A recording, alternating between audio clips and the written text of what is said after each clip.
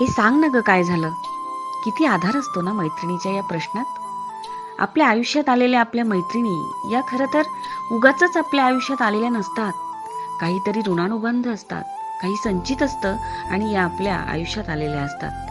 लाखो करोडो स्त्रियांमधून नेमकी यांचीच निवड आपल्यासाठी देवाजीनं का केलेली असते हे खरं तर त्या देवाजीलाच माहीत. आणि मैत्रीचे हे बंध खूप स्ट्रॉंग असतात. रक्ताच्या नात्यात आपल्याला काही चॉईसच नसतो, पण मैत्रीच्या नात्यात तसं नसतं. एक म्युच्युअल रिलेशन जुळत जातं आणि बंध घट्ट होत राहतात. आपण अगदी वाईट परिस्थितीतून जात असतो आणि अचानकपणे तिचा फोन येतो, "ए सांग ना ग काय झालं?" आणि त्या एका प्रश्नानं आपण भराभर मोकळे होत जातो आणि एक सकारात्मक ऊर्जेचा स्रोत आपल्या शरीरातून वाहत राहतो.